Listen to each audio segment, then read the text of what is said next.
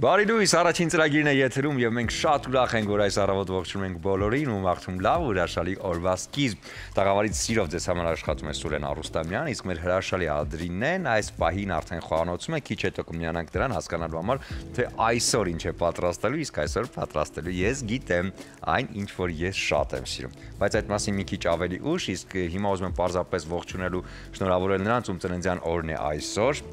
Այն վերած է գեղեցիկ ու հրաշալի տոնի, սա իմ խորհուրդն է ձեզ, իսկ այս ամենին բնականաբար կնպաստեն ընկերներն ու հարազատները։ Թերթելով պատմության էջերն ասեն, որ նոյեմբերի 12-ին ծնվել է հայ անվանի դերասան Հրաչյա Ներսիսյանը։ Առաջին դերը կինոյում եղել է հայկական առաջին ֆիլմում 1925 թվականին նկարահանված Նամուս կինոնկարում Հրաչյա Ներսիսյանը խաղացել է Ռուստամի դերը։ Նամուսին հաջորդել են այնպիսի կինոնկարներ, ինչպիսիք են Զարեն, Գիքորը, Դավիթ Բեկը, Առաջին սիրո երգը, Ինչու է աղմկում գետը, Տժվժիկը եւ ևս երկու տասնյակից ավել ֆիլմեր։ Հրաչյա Ներսիսյանը գիտեր բեմի գաղտնիքը, զգում էր կախարդանքը, խարիզմատիկ, հստակ, ընդգծված դիմագծեր ուներ, որոնք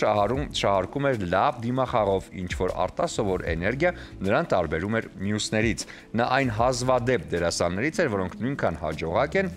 թե կինոյում եւ թե թատրոնում։ Խաղացել է հայտնի ֆիլմերում եւ բնականաբար կերտել է Իմ սիրտը լեռներում կերտել է վերջին դերը ու հրաժեշտ տվել կինոյին։ Այնպես որ ես նաև ուզում եմ ողջունել ևս մեկ անգամ բոլորին, ովքեր այսօր նշել են իրենց ծննդյան օրը, վերացեք այն գեղեցիկ ու հրաշալի տոնի, իսկ երեկոյան պարզապես ընկերների ու հարազատների հետ միասին ավարտեք հրաշալի ռիթմերով ու տրամադրությամբ, ինչն էլ ձեզ կարող է առաջարկել միանշանակ բրիզը, ռոզե փրփռուն գինին, որը առաջարկում է Իջևանի գինու գործարանը։ Այս գինին, այս փրփռուն գինին կարող է միանշանակ հաճելի ռիթմեր հաղորդել ձեր երեկոյին։ Դե համեղ ուտելու համար էլ բնականաբար վստահեք մայրիկներին ու հարազատներին, իսկ մեր եթերում մենք այն վստահում ենք մեր Ադրինեին։ Բարի լույս Ադրինե։ Բարի լույս Սուրեն ջան, բարի ողջույն մեր թանկագին հեռուստադիտողին, սիրելիներս, ողջունում եմ ձեզ, լավ օր եմ մաղթում, ասում եմ միացեք մեզ, ես էլ միանում եմ շնորհավորանքներին, ուրեմն շնորհավոր բոլոր այն մարդկանց, ում ծնունդն է այսօր, ես ուզում եմ առիթից օգտվել եւ շնորհավորել իմ սիրելի մարդուն Աննային, իմ եղբոր կնոջը, սիրելի Աննա ջան, առողջ լինես, ծնունդդ շնորհավոր, առիթը բաց չթողեցի քեզ առավոտյան ողջույններ եւ շնորհավորանքներ եմ մաղթում, քեզ լավ օր եմ մաղթում։ Սիրելիներս, եւս մեկ անգամ բոլորիդ հորդորում եմ միանալ մեզ, որպեսզի ծանոթանանք օրվա բաղադրատոմսին։ Այսօր շատ համեղ տնական կերակուր ենք պատրաստելու, բոլորից շատ սիրած տապական, կարտոֆիլի տապական, որը իհարկե համեմելու ենք սոխով, հաստատ սոխ ենք այստեղ օգտագործելու, անկախ ամեն ինչից, երբեմն խուսափում ենք սոխից, բայց սոխը հիմնական բաղադրիչ մասն է կազմում ամբողջ խոհանոցային այս ուտեստների թագավորությունում, այնպես որ առանց սոխի եւ սխտորի չի լինի, սիրելիներս։ Ես հիմա կսկսեմ սոխը կտրատել, ընթացիկ իհարկե միասին կմասնակցենք այս process-ին, բայց ասեմ, որ այստեղ արդեն ունենք պատրաստի կտրատած կարտոֆիլը, սոխը, այստեղ ունենք հավի կրծքամիս, դեռ հավի կրծքամիս ենք տապակելու, այսպես համեմելու ենք լավ համեմունքներով եւ իհարկե ունենալու ենք օրվա համեղ բաղադրատոմսը։ Ես պարզապես հիմա պետք է խոսքս փոխանցեմ Սուրենին, որպեսզի Սուրենը տեղեկացնի այն կարևորի մասին, ինչին դուք վստահ եմ, ինչու ոչ, սպասում եք։ Սուրեն ջան։ Շնորհակալ եմ Ադրինե, իհարկե այդ համեղությունը անպայման ճաշակելու ենք այսօր միասին եւ քանի որ շնորհավորանքները այսպես շարքներ ընթանում հայս ընթացքում, ես պարզապես ուզում եմ այս պահին իմ շնորհավորանքն ուղղել իմ ամենաշատ հարազատ, ամենասիրելի մարդու իմ կնոջը, որտեղ այսօր մեր ամուսնության 21 տարին է լրանում։ Մենք 21 տարի միասին ենք, 21 տարի իրար ձեռք բռնած, քայլում ենք կյանքի այս ամբողջ ճանապարհով, մեր հրաշալի ընտանիքի հետ միասին, այնպես որ սիրելիս ես քեզ շատ եմ սիրում ու ուզում եմ որ մի քանի 21 տարիներ միասին էլի քայլենք, միասին անցկացնենք ու այս հրաշալի տոնը, որ միասին ենք ստեղծել 21 տարի առաջ, թող միշտ շարունակվի։ Անսահման շատ եմ սիրում ու շնորհավորում եմ քեզ մեզ այս 21 տարիների հետ կապված։ Դե հիմա էլ արդեն նաև առողջ ապրելակերպի մասին խոսենք եւ միանշանակ տեղափոխվենք այնտեղ, որտեղ հենց քարոզվում է այդ ամենի մասին։ Ակվատեկ համալիրը քաղաքի ամենաէներգետիկ, ամենաբազմակողմանի եւ սիրելի հանգստի վայրերից մեկն է։ Ակվատեկի ջրային գոտին ամենամեծ փակ ջրային գոտին է Հայաստանում։ Ֆիթնեսի եւ սպայի սիրահարների համար այստեղ գործում է բարձրակարգ ֆիթնես կենտրոն, ժամանակակից սարքավորումներով եւ պրոֆեսիոնալ մարզիչներով, խմբային 3 տասնյակ մարզումներով։ Ակվատեկ համալիրում յուրաքանչյուր կգտնի իրեն հետաքրքրող եւ շատ օգտակար զբաղմունքներ։ Ինչը այսօր առաջարկում է Ակվատեկը, հիմա կպարզենք միասին։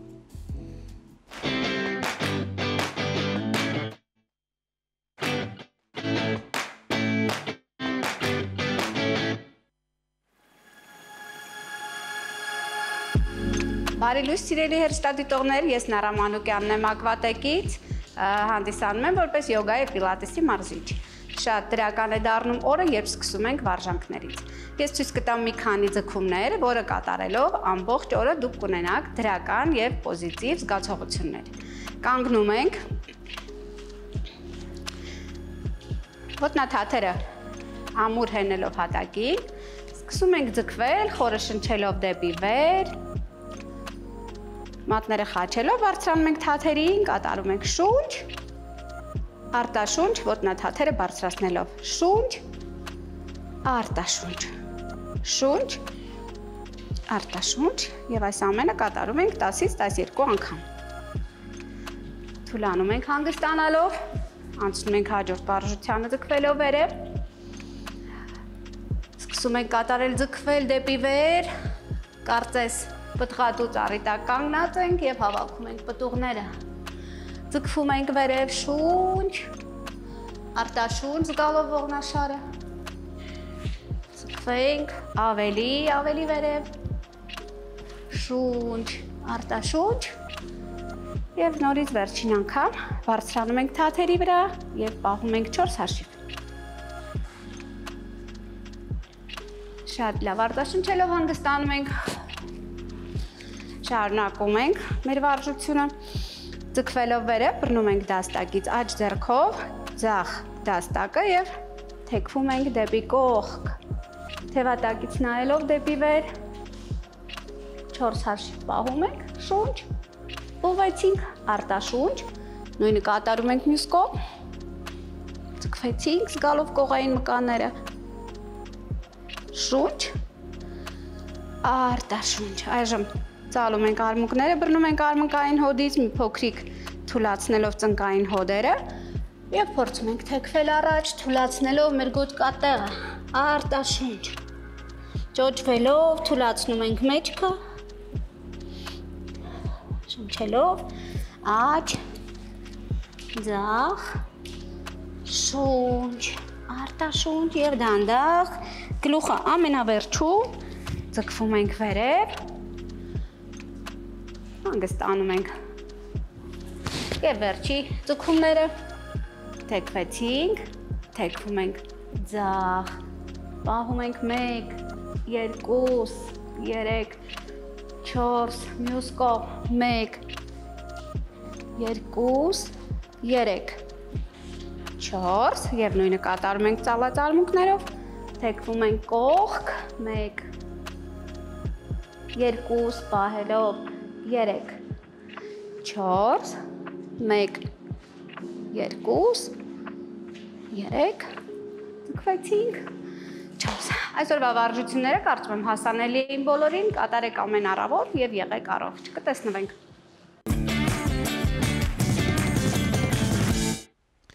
Այո, հետևեք ձեր առողջությանը, մտածեք ամենակարևորի մասին, առողջության մասին շատ զբոսնեք, գնացեք մարզասրահ, Ակվատեկ, որտեղ միանշանակ կգտնեք ձեր համար նախատեսված հատուկ մարզաձևը։ Այս պահին կարճ դադար կլինի մեր եթերում, հետո արդեն կվերադառնանք խոհանոց ու կսկսենք պատրաստել համեղ կարտոֆիլի տապական։ Դե բարի առավոտ սիրելի հեռուստադիտողներ ջան ու անցանք գործի, ինչ ենք պատրաստում այսօր շատ համեղ կարտոֆիլի տապակա, որտեղ ավելացնելու ենք համեմունքներ եւ սոխ, խոսք եմ տվել, որ այսօր սոխով տապակա ենք ուտելու կարտոֆիլի հետ միասին։ Այո, եւ ես չէի կարող չկատարել այն, ճիշտ է, մենք չենք տապակի այն գազօջախին, այլ կտապակենք ջեռոցում։ Դա էլ Ադրինեի մոտեցում։ Այո, ես ուզում եմ մի փոքր, այո, հետաքրքրություն մտցնել այս ամենի մեջ, որպեսզի ասելու բան լինի հեռուստադիտողին, դե ես չէ որ պետք է սովորեցնեմ մեր մայրիկներին, քույրիկներին, թե ինչպես պատրաստել սոխով կարտոֆիլը։ Եվ կբացենք կարմիր բիբարը։ Անպայման, անպայման։ Թթու ունենք, պղպեղ ունենք, այնպես որ շատ ճոխ սեղան է լինելու։ Դե հիմա ասենք առաջ, մի փոքր շատ քիչ ես բուսայուղ կավելացնեմ կարտոֆիլի վրա, ինչու քիչ, որովհետև վերջում ուզում եմ անպայման ավելացնել յուղ։ Սա ընդհանրապես ավելացնում եմ, որպեսզի հիմա համեմունքները կպչեն, այսպես ասած, եւ լցնելու եմ ամեն ինչ աչքս տեսավ, ժողովուրդ ջան, այս համեմունքներից ավելացնելու եմ, որպեսզի ստացվի շատ համեղ։ Մենք այստեղ ունենք բնականաբար քրքումը չենք բացառում, քրքում ենք ավելացնելու, համեմունքների քիչ առաջ միքսը ավելացրեցի, այստեղ ունենք կարմիր պղպեղ, բնականաբար սա հիմնական համն է եւ սև պղպեղը, այո, եւ գույնը, սև պղպեղը անպայման։ Ահա, այսպես համեղ։ Ես գիտեմ, որ այսօր դու այսպես հանդիպման եմ։ Հանդիպման չես։ Հանդիպման չես։ Դա համար սխտորի փոշին ավելացրեց ամեն դեպքում։ Այո։ Ահա, ավելացրեցինք։ Հիմա փորձենք սոխը արագ-արագ կտրատել։ Իմիջիալոց մի բացահայտում եմ արել։ Ոնց են անում, որ չեն լացում։ Ահա, սրա մասին էր խոսքը։ Մի բացահայտում եմ արել այս 2 օրվա ընթացքում, բուսայուղ ենք լցնում դանակի վրա, այսինքն յուղապատում ենք դանակը եւ սկսում ենք կտրատել սոխը, որպեսզի լաց չլինենք։ Փորձենք։ Այդպեսի բան, բայց փորձել ես։ Նոր բաց հենց հիմա հենց տեղում ենք փորձում, բացահայտենք, տեսնենք դա իրականությանը համապատասխանում է թե ոչ։ Այսինքն նոր լայֆխակ, հա։ Այո։ Ինչպես կտրատել սոխը, որ չլացե։ Որպեսզի չլացենք, այո։ Ուղղակի պետք է։ Այսպես փորձեցինք, առայժմ լաց չի լինում։ Առայժմ չի հուզվել Ադրինեն։ Հուզված չեք, լավ է գնում։ Հետո ինչ կստացվի։ Ամեն դեպքում փորձանք չէ, կարելի է փորձել, մեզ մոտ ամեն բան շատ լավ է, սիրելիներս, ինձ թվում է աշխատեց այս լայֆխակը։ Ինչպես մյուս բոլորը, որ եթերում մենք փորձել ենք, իսկապես աշխատել է։ Ահա, լցրեցինք սոխը նաև։ Ես այս ամենը լավ կխառնեմ, կլցնենք համապատասխան տարայի մեջ, որը հրակայուն է, եւ կտեղափոխենք իհարկե ջեռոց։ Եթե հիշում եք, սա գյուղական տարբերակն է, ասում են կարտոֆիլի տապակա գյուղական տարբերակով, որը ներառում է իրենից, որպեսզի կարտոֆիլի կտորներ լինեն խոշոր, լինի կարտոֆիլ եւ սոխ շատ եւ համեմունքներ։ Եվ համեմունքներ, եւ այստեղ շատ տեղին կլինի, կարծես թե չորացրած կանաչեղեն ավելացնել, գյուղական տարբերակում նաև դա է աշխատում, շատ համեղ է լինում, ինչ որ ձեռքի տակ կա, հիմնականում կարծեմ ուրցով շատ համեղ է ստացվում, ծիտրոնով, ես գերադասում եմ ծիտրոնով տարբերակը, բայց ուրց, օրեգանո, շատ տարբեր բաներ են նաև այստեղ օգտագործում, ես ծիտրոնով տարբերակը շատ եմ սիրում, այնպես որ կարելի է փորձել նաև դա։ Ահա, ես կավելացնեմ մյուս հատվածը սոխի կտրատված։ Ադրինեն, մինչ այս ամենը դու ավելացնում ես, ես ասեմ, որ հիմա շատ կարճ դադար կունենանք, հետո էլի կվերադառնանք շարունակենք։ Վերադարձանք խոհանոց, Ադրինեն արդեն այստեղ ամեն ինչ պատրաստել է, ավելացրել է սոխը, սխտորը։ Այո, այստեղ սխտորի փոշի է, թարմ սխտորը կավելացնենք հավի կրծքամսի վրա, համեմունքներ բազմապիսի, ես ինչպես խոստացել էի, կարտոֆիլը պետք է հաստատ տապակենք յուղով, բուսայուղը տեսակ, որքան քիչ եմ ես ավելացրել, ընդհանրապես որպեսզի այս համեմունքները կպչունություն ունենան, մնացածը արդեն պետք է արդեն յուղը իրեն գործ անի, այսպես ասած, որպեսզի շատ ավելի համեղ ստացվի մեր գյուղական կարտոֆիլը։ Երբ այստեղ բացեմ կարմիր բիբարը, Ադրինեն։ կարող ես բացել, բայց ինձ թվում է վերջում, հա, վերջում։ Բացենք մի քիչ օդ խաղա, չէ՞, ասեն, եթե բացում ես այս պահածոները, պետք է մի քիչ մնա, որպեսզի օդի հետ շփվի եւ այսպես ավելի անվտանգ է դառնում։ Շատ բարի։ Բայց համոզված եմ, որ ամեն ինչ անվտանգ է, որովհետեւ գործարանային տարբերակը պատրաստվում են շատ բարձր ջերմաստիճանի ներքո եւ իհարկե այս ամենը միանշանակ անվտանգ է։ Տանը խորհուրդ չենք տա պատրաստել, ես հիշում եմ, որ շատ ժամանակին պատրաստում էին պահածոներ, բայց հիմա եթե կա այսպես պատրաստի տարբերակ, ձեր տանջվելը գումարած նաև այդ վախը, որ հանկարծ ինչ-որ բան այնպես չի ստացվի, այս դեպքում արդեն ամեն ինչ կարգին է։ Հասկանալի։ Ուղարկում ենք այն ջեռոց։ Այո, սա գնաց ջեռոց, սիրելիներս։ Վերջ։ Եվ անցանք առաջ, այսօր նաև այս գեղեցիկ համեղ կարտոֆիլի կողքին մենք պետք է մատուցենք հավի կրծքամիս,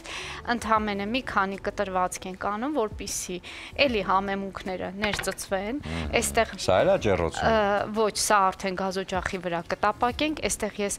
ունեմ սոխի կտորներ, խոշոր կտրատված եւ իհարկե սխտոր, այս հավի կրծքամիսը պետք է էլի բազմապիսի համեմունքներով համեմենք։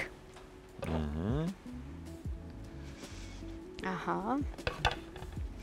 Եվ թողնենք մի փոքր այսպես մարինացվի, որպեսզի բոլոր համերը ներքաշվեն, ներծծվեն եւ դառնա շատ համեղ տապակա։ Այստեղ ավելացնում ենք բուսայուղ, արդեն այստեղ ավելացնում ենք նորմալ բուսայուղ։ Նորմալ քանակության բուսայուղ։ Եվ իհարկե համեմունքներ։ Ինչպես միշտ ես ասում եմ, համեմունքների ընտրությունը եւ քանակը դուք եք որոշում։ Այո, այստեղ ամբողջ փունջը կա, Ադրինեն իհարկե կավելացնի այս ամենը, մինչ այդ մենք ունենք դաթարելի, պիտի դաթար լինի մեր եթերում։ Հետո արդեն կվերադառնանք տաղավար ու կողջունենք մեր հյուրերին, Վարամ Սահակյանն է լինելու այսօր մեր հյուրը եւ խոսելու ենք շատ հրաշալի ներկայացման մասին, այնպես որ մնացեք մեզ հետ։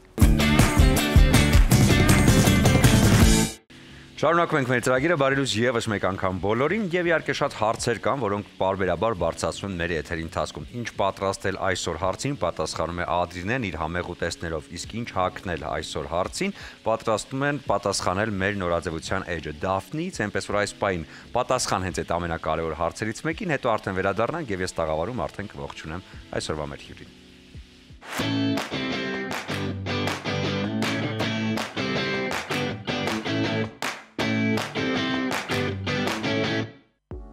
Ողջույն, ես Մանանան եմ, Դաֆնի բրենդի հիմնադիրը եւ ձեզ հետ սկսում ենք շարք, որտեղ խոսենք նորաձևության միտումներից եւ թրենդներից։ Առհասարակ թրենդ բառը բազմակի օգտագործման պատճառով արդեն ունի բացասական երանգ, բայց մենք ձեզ հետ նույնպես չենք կարողանա խուսափել թրենդ բառի օգտագործումից։ Իսկ թրենդների մասին խոսելիս անպայման պետք է նշեմ, որ շատ էական է անձնային ոճի զարգացումը, ստեղծումը եւ զարգացումը, քանի որ անձնային ոճի ձեռքբերումը եւ զարգացումը կօգնի ձեզ ճիշտ օգտվել թրենդներից եւ դրանք ճիշտ դասավորել հենց ձեր ոճի առանցքի շուրջ։ Այսօր խոսելու ենք պայուսակների թրենդներից եւ թրենդները վերլուծելիս իհարկե առաջնային պետք է հասկանալ նորաձևության միտումները եւ թե ինչպիսի ոճեր են այս պահին ավելի գերական նորաձևության մեջ։ Այս պահին ունենք ակտիվ 50-60-ականների ազդեցությունը եւ սա նկատելի է նաեւ պայուսակների թրենդների ձևավորման հարցում։ Առաջին պայուսակը, որ կուզեի առանձնացնել, դրանք East-West պայուսակներն են, արևելք-արևմուտք, կանոնը ձեռք է բերել իր ձևվածքի հետևանքով, քանի որ ունի հորիզոնական կառուցվածք։ Այս պայուսակները հասանելի են ինչպես լյուքս մարքետներում, այնպես էլ մաս մարքետում եւ մենք նույնպես ունենք տարբերակներ, որոնք ձեզ ցուցադրում եմ։ Մյուս տարբերակը, որ կուզեի առանձնացնել, դրանք top handle պայուսակներն են, այսպես կոչված վերևի բռնակով պայուսակները, որոնք նախատեսված չեն ուսին կրելու համար, դրանք հենց ձեռքին պահելու համար են եւ ունեն ավելի արտահայտված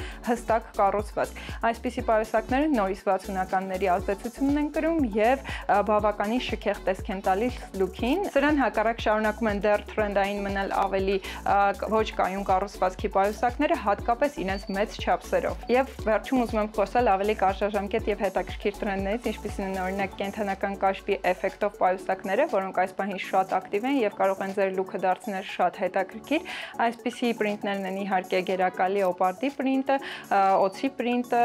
ավելի ակտիվ դարձավ երկրորդ կեսին տարվա կովի պրինտը, ինչպես նաեւ կոկորտիլոսի կաշվի էֆեկտը, որի տարբերակներ առաջարկում են նաեւ Դաֆնին։ Ցուցադրությունների ժամանակ նկատվում են մորթիա պայուսակներ, որոնք արդեն հասանելի են նաև mass market-ում, այսպիսի տարբերակները իհարկե կարճաժամկետ թրենդներ են, բայց շատ հաճելի եւ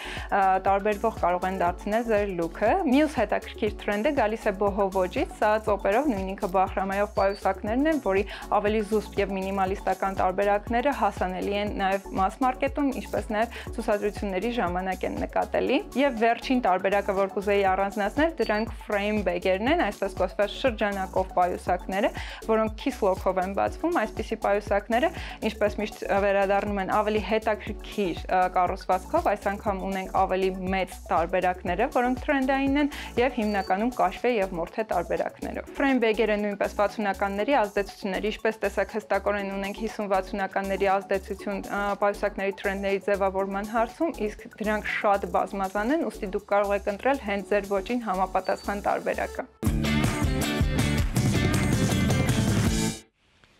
Վերադարձանք տաղավար, շարունակում ենք մեր եթերը եւ ինչպես գիտենք այս օրերին քաղաքում բավականին հետաքրքիր է նաեւ մշակութային անցուդարձը, ներկայացումները եւ հետաքրքիր իրադարձությունները։ Ֆարս մաժորը, նույնպիսի բացառիկ տրագիկոմեդիա, ինչպես եւ նույն հեղինակների Խաթաբալադան եւ Միակուլպան։ Սա ոչ քաղաքական, երևակայական, ահավոր ծիծաղելի եւ չափազանց տխուր տրագիկոմեդիա է, կատարվող տիեզերքում, նոյան տապանում, միջնադարում, դժոխքում եւ իհարկե մեր օրերում։ Հեղինակ Վարհամ Սահակյանը, բեմադրիչ Արթուր Սահակյանը եւ հենց ներկայացման հեղինակն էլ Վարհամ Սահակյանը մեր հյուրն է։ Բարի լույս Վարհամ։ Բարև ձեզ։ Ոնց եք։ Լավ եմ։ Ես նաեւ ուզում եմ նշել, որ ներկայացումը նվիրվում է Արամայի Սահակյանի հիշատակին։ Սա շատ կարեւոր է։ Ֆարս մաժոր, ինչ է սա, հա, որովհետեւ այն պատմությունը, որ ունեք նախորդ ներկայացումների հետ կապված, բավականին այսպես լայն տարածում է գտել եւ միանշանակ, երբ որ արդեն գիտենք ձեր ձեռագիրն է, ուրեմն գրագետ ու գեղեցիկ հումոր է այստեղ։ Այո, սա էլ է գտնում տարածում, բայց գիտեք, թատրոնը քանի որ կենթանի օրգանիզմ է, ինքը որ ժամանակ պետք է անցնի, որ ընկնի իր հունի մեջ։ Արդեն ուրեմն հետաքրքիր բան եղավ, ես գովազդիկան բանի համար չեմ ասում, մեծամտանալու, որ ես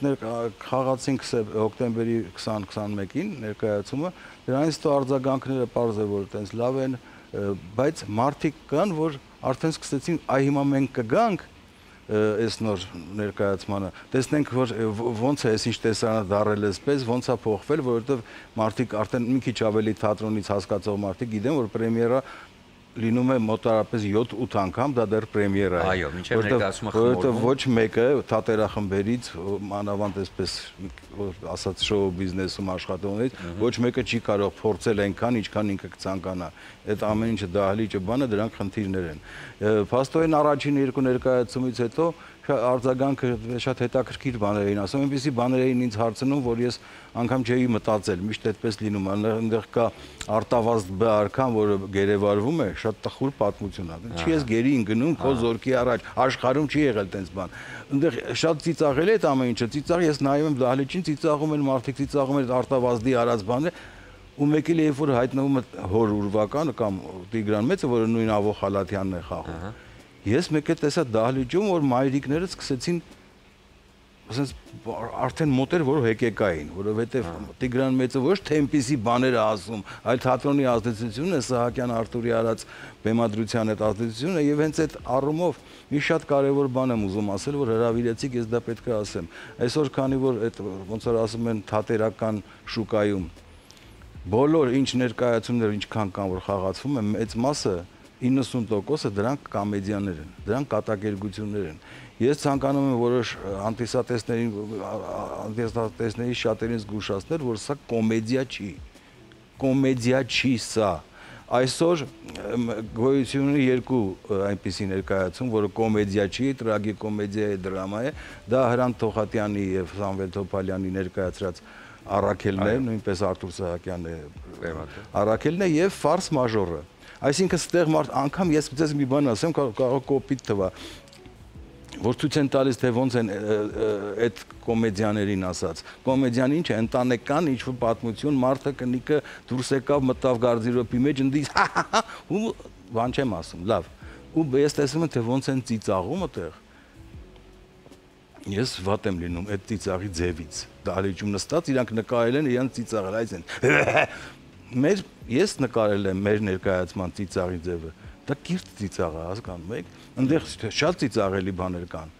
ավելի ծիծաղելի բաներ կան, քան այդ կոմեդիաների մեջ։ Բայց ասում եմ մարդիկ ուրիշ կերպ են դիման, որտեղ իրենք արդեն գիտեն, որ այստեղ որ ես ծիծաղեցի, հենց մի քիչ հետո Գրիգոր Լուսավորիչը կա, որը ընդունում է քրիստոնեությունը, այդ քրիստոնեության ընդունելով մի հատ այնպես բանա պարզվում, ես չեմ կարող հիմա ասել, չեմ կարող պատմել սուրեն։ Այնպես բանա պարզվում, որ ես ամբողջ դահլիճում սենց սարսուռը անցնում է, ես սենց այո, ես գիտեմ, որ պետք է այդ սարսուռը անցնի, որովհետև դա բերվում է մեր այսօրվա Արատին, այն ամենամեծ գլխավոր Արատին, լավ ասեմ են Արատին, որ խաչերի մոտ գնում նկարվում են, մոմերի մոտ նկարվում են ու տարածում են ցանցերում բանում, դա ասենք ու հետո ասում են մենք առաջին քրիստոնյան ենք։ Ես այդ մի բանն եմ ասում։ Իսկ ընդհանուր առմամբ տրագիկոմեդիան սկսում է ֆարս են խաղում, այլ մոլորակային հայեր կան, այլ մոլորակային ոչ հայեր կան, գնում են դեպի Նոյան Տապանը Սողոսկում մի հատ ինչ-որ գոյանք, գիտեք, մարդ էլ չի, գոյանք, Նոյան Տապան, Տիգրան, մի խոսքով էս բոլոր դարի եւ Սասնա ծռերը ամենակարևորը, թե ոնց են այդպես բարկայ, որն է ձեր ներկայացման մեսիջը։ Ներկայացում տեղով մեսիջը։ Ինքը մեսիջը։ Նորից ասեմ մի անգամ էլ, որ սա տրագիկոմեդիա է, ոնց որ դուք հիշեցեք, ես ինքս շատ չեմ սիրում խոսել հատաբալադայից ու մեակուլպայից, որովհետև շատ են հարցրել, այսքան տարիների ընթացքում հոգնել եմ, արդեն բան ինքը իր էությամբ ավելի շատ հատաբալադային է նման ու եւ կատակներով եւ իմաստով եւ այդ գաղափարական ազդեցությունից առաջացած այդ սարսուռը, այդ ամեն ինչը, այդ ցավը կա։ Մենք ունենք կարճ տեսանյութ, հիմա առաջարկում դիտենք, հետո շարունակենք մեր զրույցը, խնդրեմ։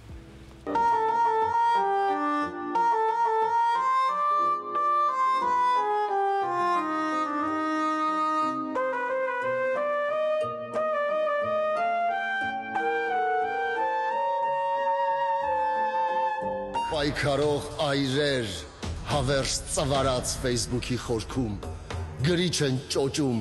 իրենց գալով նժդեհի զորքում ոչ հավատում է, ոչ չի հավատում, ոչ էլ կասկածում, սալյուտ է խփում,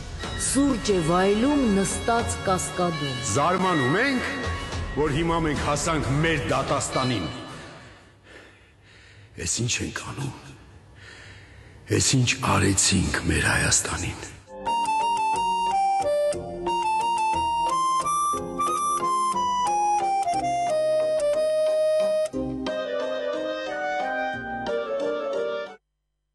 Նոյեմբերի 24-ին եւ 25-ին ֆարս մաժորը նորից կներկայացվի հանդիսատեսի դատին։ Ինչպես են հանդիսատեսը գալիս, ուզում եմ իմանալ բաց կա, սա է տոմսերը ինչպես են ձեռք բերում։ Ես առաջին ներկայացման ցանկացա վերջին օրերին դնել նաեւ թատրոնում, թատրոնի տոմսարկղում, բայց վերջին օրերին տոմսը չմնաց, վերջին 4 օրը չկարողակի տոմս։ Այս անգամ էլ երևի ես չգիտեմ կդնեմ այնտեղ, չէ, ամենակարևորը որ մարդիկ էլ հարցնում են, ես էլ եմ բանել, բոլորն էլ, այսինքն հարցնողն էլ գիտի, որ այդ տոմսերը on-line են վաճառում, տոմսարկղայում, ես վերջին անգամ եմ ասում, որտեղ չեմ սիրում, ես տոմսավաճառ չեմ էլի, մտնում են, գտնում են այնտեղ կտեսնեն ֆարս մաժոր, այո, ու ապահովում են շուտ, որտեղ մանավանդ են մարդիկ, որ ուզում են մի քիչ ավելի իրենց ցանկացած տեղերը գրավել, պետք է արդեն դա անեն մոտարապես մինչև այս շաբաթվա վերջ։ Այո, որովհետև ներկայացումը նոյեմբերի 24-25-ին է, այնպես որ շտապեք, ես կարծում եմ, որ հաստատ դալիճից դուրս եք գալու ոչ միայն այդ մտքով, որ բավականին է ծիծաղել էր, նաև մտածելու առիթ է լինելու, որովհետև բոլոր այն ներկայացումները, որոնք մինչև այսօր եղել են, ոչ միայն ծիծաղ էին տալիս, նաև տալիս էին միտք, որ հետո դուրս ես գալիս ու սկսում ես մտածել, այս ինչ ասվեց, այս ինչի մասին էր խոսքը եւ արդյոք այո, այս ամենը պետք է այս ամենին պետք է ավելի լուրջ վերաբերվել։ Հիմա եկեք խոսենք դերասանական կազմից, ես գիտեմ որ բավականին տաղանդավոր մարդիկ են, դերասաններ են, ողջունում եմ բոլորին այս պահին։ Խոսենք նրանց մասին, ինչպիսին էին այդ փորձային շրջանը, հետո արդեն պրեմիերան, բեմ բարձրանալը։ Դե փորձային շրջանին ես համարյա ձայնազուրկ եմ եղել, որովհետև ես ով եմ, որ ասենք խառնվեմ բեմադրությանը, ես շատ բաներ, բայց մենք Սահակյան Արտուրը այդ ներկայացումը կառուցել է։ Ինքը ոչ միայն կառուցել է որպես թատերական, դերասանական աշխատող, այլև իմաստով, բանով կառուցել է, որ բաց տեղ չմնա, որ ամեն ինչ արդարացված լինի, ազդեցիկ լինի։ գեղեցիկ լինի։ Եվ այնտեղ մասնակցում են առաջին Գևորգ Մինասյանը, տեսեք այդ ոզնիների ժամանակներից սկսած այն ոստիկանների դերերով, բաների դերերով շատ հետաքրքիր կերպար, տոնակ տրթատ երրորդի դեր ինքն է խաղում, որտեղ շատ բան է, դա գիրանում է, չէ՞, ինքն հիմա գեր չի, բայց մենք այդպես փչում ենք բան, շատ հետաքրքիր է Իրինա Դանելյանը, որ ասենք տարբեր դերեր է, Տուբ Հռիփսիմ է, Խոսրով Դուխտը քույրը եւ այդ վերջին կերպարները, որոնք իմաստային մի մասը ֆիլմով, մի մասը բանով ներազդում են, հետո Արման Ղազարյանը շատ լավ ռուսական թատրոնից դերասան է, շատ ինքը խաղում է պաթոսի դերը, որովհետեւ պաթոսը դա այն պաթոսը, հայի պաթոսը դա կործանարար երևույթ է եղել, ես 10 տարեկանից եմ հասկացել, որ մենք, մեր բանը, մեր պատմությունը, մշակույթը մի տեսակել այդ պաթոսը կործանեց այս ժողովրդին։ Ոչինչ չունենալով տենց բաներ խոսել, ոչինչ չունենալ նկատի ունեմ լինել բոլորի պես, բայց ասել, որ ես ստեղծագործ եմ ու տանել դրա պատճառով տանել մարդկանց կոտորելու։ Հետո Ավո Խալաթյան, շատ եմ ուզում անպայման Ավո Խալաթյանը Արտուրը այնպես է արել, ես չեմ կարողացել, ես ինչի պիտի զբաղվեմ դերաբաշխումով, որովհետև Արտուրը արդեն գիտի, այնպես է, որ կարելի է դրական ծանր դերերը բոլորը, ասենք, սկզբում Նոյը, որ զգում է թե ինչ է կատարվում, հետո Արտավազդը, նույն ինքը Արտավազդի հայրը, Տիգրանը, հետո գալիս է Լուսավորիչը ու այդպես գալիս է մինչև կա նաև Վերգոն, գիտեք ինչպիսի Վերգոն, մենք նուրբ ասած Ցրան Վերգոնը, բայց մեզ մոտ այնպես է արված, որ Ցրան Վերգոն ամենակարգին տղեն է մեջներից։ Ինքն ուզում է բանակցի, ինքն ուզում է հասկանալի, որ սրանք ասում են, չէ գնանք կիսենք, ասենք թափ տուր, ասում է թափ տա, որ մեռնի։ Այսինքն որ մարդուն կիսում ես չի մեռնի թափ տա, ոչ, մեկին մտնում է պաթոսը, թափ տալը դա հայեցի է, թափ մենք տոն ենք, մենք արդեն փող են ծախսել, արդեն մենք թափ տալու տոնը պետք անենք, թափ տա տոնը, դա շրջադարձային տենց գիտեք, չէ՞, ու այդպես մենք կորցնում ենք պետականությունը վիժնադարում, չէ, այդպես բանով հասնում եմ մինչև վերջ եւ կան երիտասարդ որոշ չափով ես Էդգար Անդրեսյանը նախկին մեր այլ թատրոնից Սերգեյ Գրիգորյանը, Արման Մաթեոսյան, իրենք ամեն մեկը իրենց կերպարներով, իրենց վառ անհատական գույն են տալիս, գույն են տալիս ներկայացմամբ եւ դատավարություններ են անդադ գնում այլ մոլորակում Հայաստանից մեղք գործած մարդիկ են, guys, այդ բանն էլ ասեմ մեկը սալյուտա խփել բանի օրերին, սքո օրերին, մեկը էս արել, մեկը այն արել, մյուսներ գալիս ասում են ինչու է մեղադրվում, ասում են սա մեղադրվում է երջանիկ լինելու մեջ, այ միշտ ճպտում է ոնց Հայաստանում ու դրա համար կան չէ ժպտացողներ։ Այո, հիշեցնեմ նոյեմբերի 24-ին եւ 25-ի ներկայացումը անպայման բաց չթողնեք, որովհետեւ շատ փոքրիկ դրվագներ ներկայացրեցինք, բայց ամենակարևորը թողեցինք, որպեսզի հենց ինքներդ վայելեք ներկայացման ընթացքում։ Ուզում եմ հաջողություն մաղթել եւս մեկ անգամ։ Շնորհակալ եմ եւս մեկ անգամ ես իրենց ասեմ, որ ինձ էլ չհարցնեն փողոցում։ Այդ տեղը ասեցի ու մանավանդ շուտ, որովհետեւ հետո ընդհանրապես ես չեմ կարողանալ հարցերի պատասխանել։ Ես ուզում եմ ձեզ նվիրել Կարմիր չոր գինին Իջևանի գինուգործարանի կողմից, Սարգոնը, որը համոզված են, որ ներկայացումից հետո դերասանական կազմից կարելի է սա օգտագործենք խոհանոցային։ Խոհանոցում մենք ունենք, սա ձեր դերասանների հետ միասին ներկայացման օրը կբացենք։ Կամ իրենց շնորհակալ եմ։ Եվ քանի որ մենք մեր եթերի ընթացքում նվիրում ենք բացիկներ, արև բացիկներն են, որոնք էմոցիաներ են փոխանցում, ես ուզում եմ ձեզ նվիրել երկու բացիկ։ Մեկը ամանորի համար է, ձեր հարազատներին ու սիրելիներին նվիրելու համար։ Այստեղ բացիկներում ներառված են հայտնի երգերից ֆրազներ։ Մի բացիկը կարծում եմ շատ կարևոր կլինի նաև ձեզ համար, որովհետև այստեղ հետևյալ խոսքերն են։ Հերվից ես քեզ գոնե տեսնեմ սիրեմ, որպես կյանքից չքնախերաս, արեգակին պետք է հերվից նայել, կարելի եթե շատ մոտենաս։ Խոսքերը Արամայի Սահակյանինն են։ Եվ այս խոսքերը, այո, դարձել են երգ ու սիրվել բոլորի։ Ես ասեմ, որ մեր ներկայացումները վերջանում Արամայի Սահակյանի երգերից մեկը, որը նոր է գրվել, եւ գիտեք ով է երաժշտությունը գրել։ Սահակյան Արտուրը։ Բրավո։ Շնորհակալություն ձեզ, մաղթանք հաջողություններ։ Ստեղ շնորհակալ։ Շնորհակալություն, հիմա կարճ դադար կլինի եւ հետո արդեն տաղավարում կողջունեմ մեր հաջորդ հյուրերին։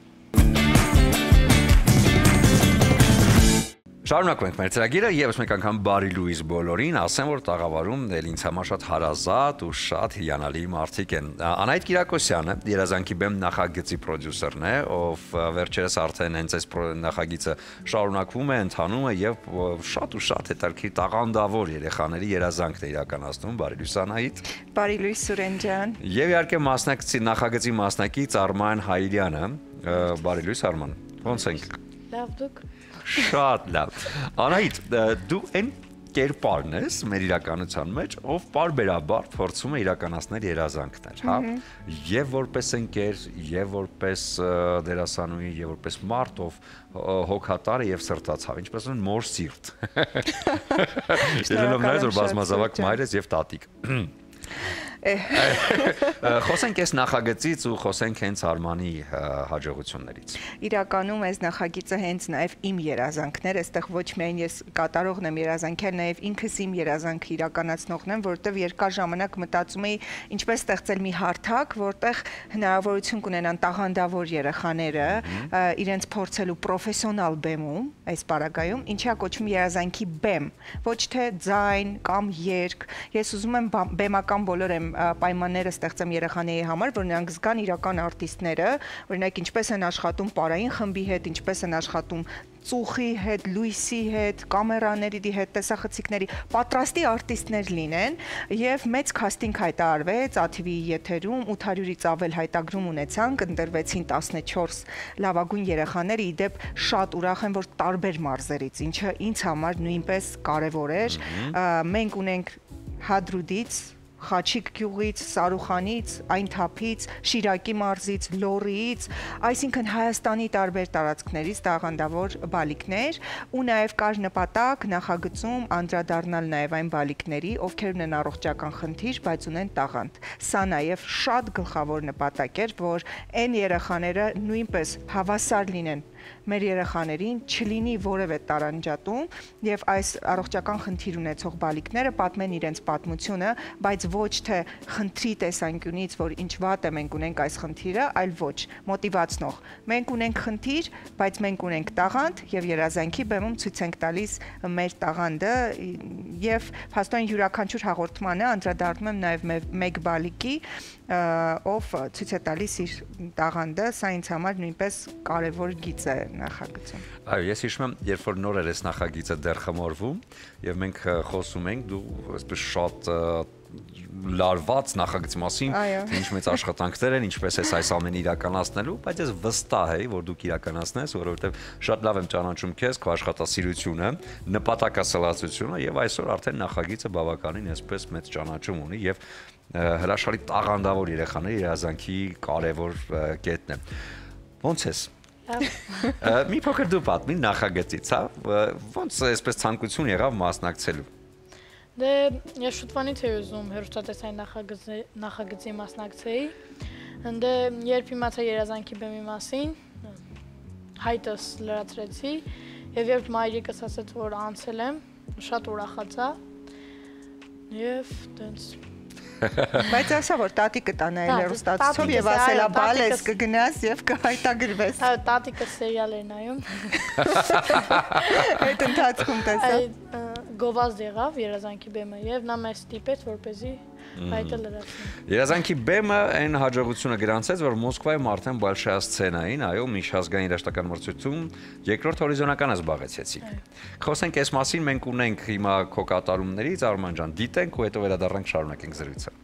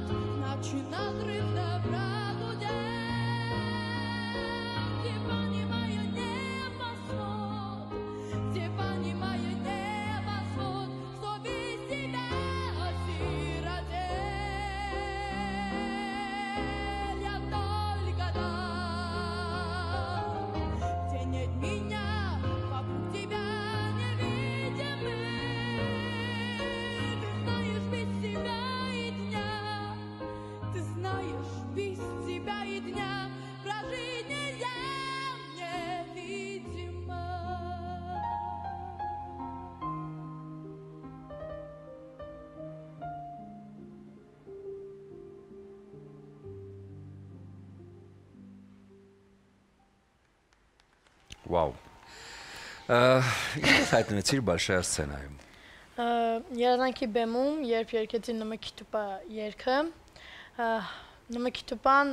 շատ դիտումներ հավաքեց եւ այդ Բալշայա սցենայի կազմակերպիչները ինձ նկատեցին եւ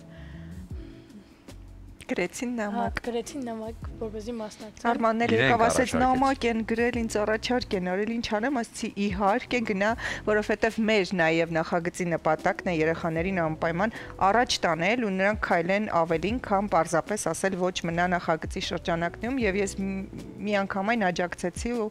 ասեցի պիտի գնաս ու շատ սիրուն ներկանաս եւ ահա երկրորդ հորիզոնական։ Բրավո, շնորհավորում ենք։ Եվ իհարկե մաղթում էլի հաջորդիվ այնքան մրցույթներ են լինելու։ Եթե արդեն կանգնել ես այս ճանապարհին եւ կողքիդ էլ նման մարդիկ կան, պետք է շատ վստահ քայլերով առաջ գնաս։ Անահիտ, նախագիծը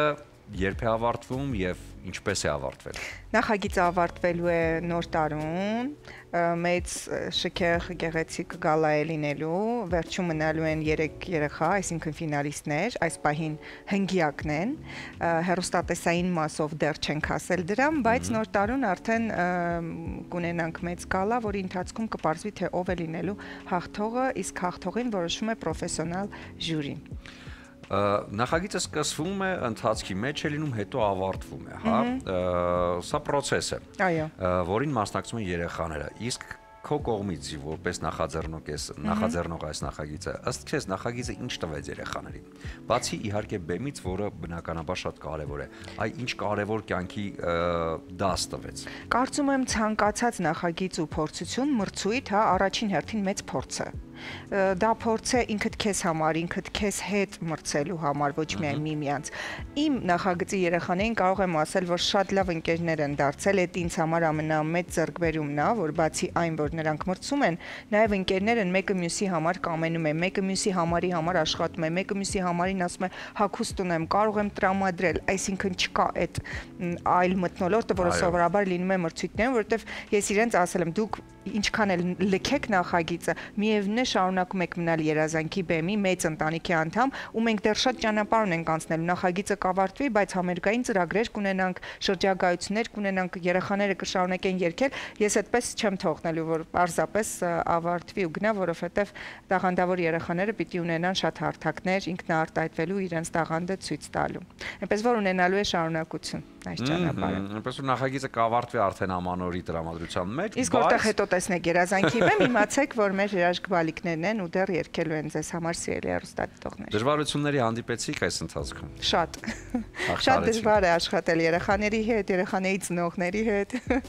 Ոչինչ հեշտ չի տրվում, որովհետև գործ ունես մարդկանց իրական էմոցիաների ու յուրաքանչյուրին թվում է, որ իր երեխան լավագույնն է եւ բնականաբար այդ ընթացքում շատ խոչընդոտներ են լինում, բայց Փառք Աստծո նախագիծ ունի եւ պրոֆեսիոնալ ժյուրի մասնագետներ եւ այնպիսի աշխատակիցներ ու թիմ, որ ամեն ինչը մնում է այդ պրոֆեսիոնալ հարթակում եւ չի դառնում ինչ-որ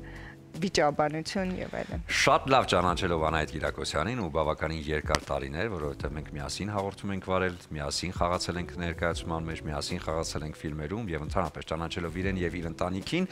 պիտի ասեմ, որ բացառիկ ազնիվ մարդ եւ բացառիկ արդար մարդ, այնպես որ հարգելի ծնողներ, հանգիստ եղեք, ամեն ինչ գնում է իր ճիշտ հունով։ Անահիտ ջան, ուզում եմ քեզ նվիրել այս սարգոնը, որովհետեւ մեր մասնակից դեռ փոքր է դրա համար։ Սա իհարկե, չգիտեմ, երևի թե արդեն ավարտից հետո նախագծի թիմով, կազմակերպչական թիմով հրաշալի առիթ է նշելու Իջևանի գինոգործանի կողմից կարմիր 4 սարգոնը քեզ։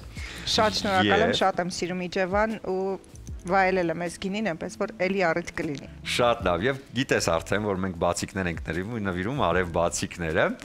Ուզում եմ քեզ նվիրել մի բացիկ, որը կնվիրես քո նորածին թորնիկին։ Օ, սիրով։ Այստեղ բացիկը հետեւյալն է. մամայի նման սիրուն, պապայի պես խելացի, ծնվեց ու աշխարհ եկավ, իսկական երևանցի։ Մենք մի փոքր փոխել ենք վերջի հատվածը, որ բոլոր երեխաներին նվիրվի, այնպես որ սա թաթայի խոսքերն են, իսկ բացիկը կոչվում է իմ բալիկ, արև բացիկը, սա քեզ քո թորնիկի համար։ Արև բացիկները միշտ լույս են, այնպես որ այս բացիկն էլ կլուսավորի իմ թորնիկի տունը։ Հրաշալի։ Եվ Արման ջան, քանի որ դու մասնակցում ես երազանքի բեմում եւ կատարվում են քո երազանքները, ուզում եմ քեզ էլ նվիրել բացիկ, որը վերնագրված է սիրում եմ, բայց ներսում Հայկոյի խոսքերն են։ Երազս կատարվել է, սրտումս ես։ Սա կնվիրես քեզ համար հարազատ մարդու եւ թող քո բոլոր երազանքներն այսուհետ կատարվեն։ Շնորհակալ ենք անչափ։ Շնորհակալություն, այս պահին կարճ դադար կլինի, հետո վերադառնանք եւ Ադրինեի հետ միասին ամփոփենք այսօրվա ծրագիրը։